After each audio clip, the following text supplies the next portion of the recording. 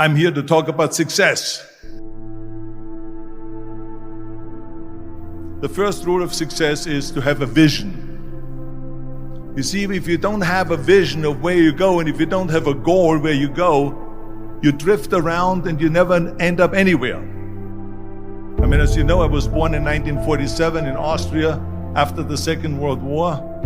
So I was very fortunate that I stumbled onto my vision. And I didn't really like Austria when I grew up. I couldn't wait to get out of there. I couldn't see myself becoming a farmer or a worker in a factory or anything like that. Even though my parents wanted me to stay there and have a normal life. But that was their vision, not mine. My vision was totally different. I felt that I was born for something special, for something unique, for something big.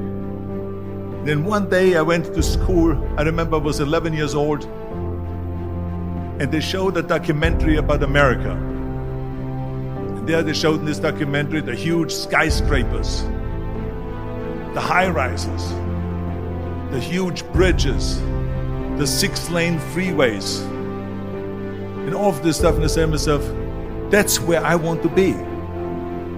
I don't want to be around here with these little farmhouses and these little buildings. I want to be in America. One day after school, I walked by a store in Graz. So I went inside and I looked around, and then I saw a magazine. I saw a bodybuilding magazine that had Reg Park on the cover. Reg Park was then a 3-time Mr. Universe. And I saw him on the big screen as Hercules. I read that and I said to myself, wow, this is the blueprint for my life. This is exactly what I want to do. I want to become a bodybuilding champion just like Reg Park. I want to get into movies just like Reg Park. And I want to make millions of dollars and be rich and famous just like Reg Park. Do you know how great it felt that I knew where I was going? Imagine the majority of people don't know where they're going. I knew where I was going, that I'm going to become this bodybuilding champion just like him. So it was just a question of how do you do it? I was so relieved, because when you have a goal, when you have a vision, everything becomes easy.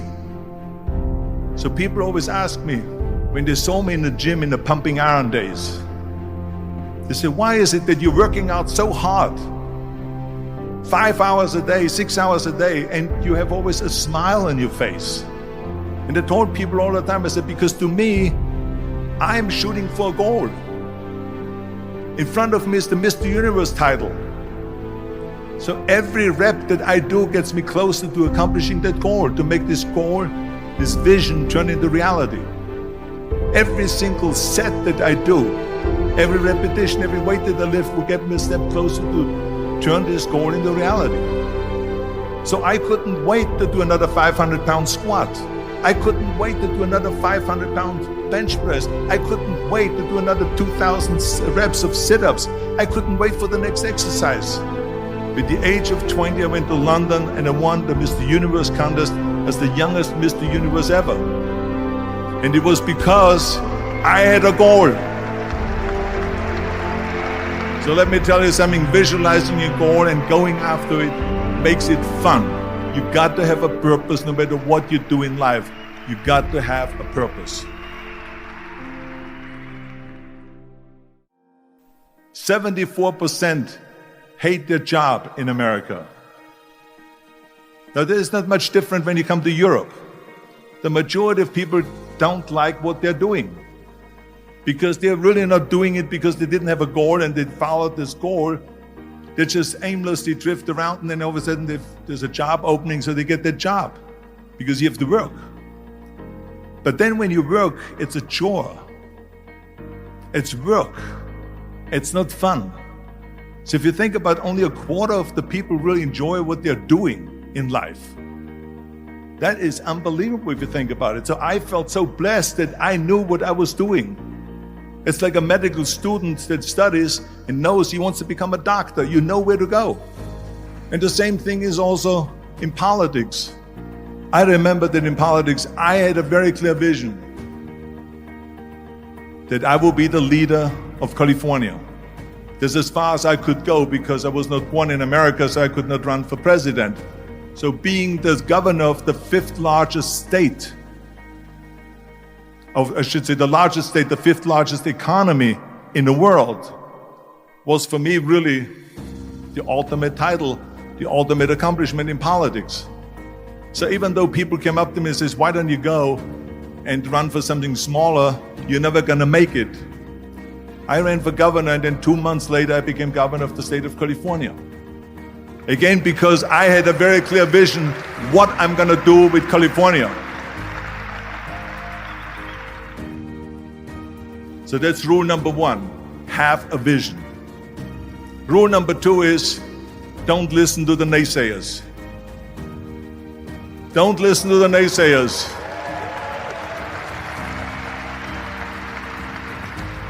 Everything I ever did, the thing that I heard out of people's mouth was, that's impossible. That can't be done. Or no. That is exactly what I heard, and of course I proved to the people that it can't be done. So whenever someone said to me, it can't be done, I heard, it can be done. When they said no, I heard yes. And when they said it's impossible, I heard, it is possible. I'm a strong believer of what Nelson Mandela said, that everything is always impossible until someone does it. Well, I'm gonna be the one, I said to myself, I'm gonna do it and I'm gonna show it to them. Maybe it has never been done before. That's perfectly fine with me. But I'm gonna do it. And I did not listen to the naysayers. It's all about the hard work that you put in. I said to myself, in bodybuilding I worked out 5-6 hours a day. I'm gonna do the same thing now for acting. And of course I went to college to study English. I studied the accent removal, acting classes, and all of this stuff, all day long. I worked and I worked and I worked. And within a short period of time, I made one movie called Hercules in New York, which of course went right into the toilet. But it didn't discourage me. I still had the same vision. And then all of a sudden I did Streets of San Francisco. I did Stay Hungry and Pumping Iron and The Villain. And then all of a sudden I was asked by Dino De Laurentiis and by Universal Studio to star in Conan the Barbarian. And after I did Conan the Barbarian, the director at the press conference said to the press, the director was John Milius. He said to the press, if we wouldn't have had Arnold, we would have had to build one. So think about that. The very body that they said can never be sold because the time is wrong. A few years later, I'm doing Conan the Barbarian, and it was the #1 hit at the box office when it came out in the summer of '82. Think about that. And the director says, if we wouldn't have had his body, we would have had to build one. So all of a sudden, my body became an asset, not a liability. And the same thing was with Terminator. After we were finished filming Terminator, Jim Cameron said to the press, if Arnold wouldn't have had that accent and talked like a machine, I think the movie wouldn't have worked. So think about that. The body and the accent that they attacked was an asset. But I didn't listen to those losers. I didn't listen to them at all. It's just the reality of it is that you cannot listen to the naysayers. So this is a very important lesson for all of you. So when someone says, no, this is a stupid idea, you in your mind, you don't have to say it, but in your mind just say to yourself, you're an asshole. What do you know?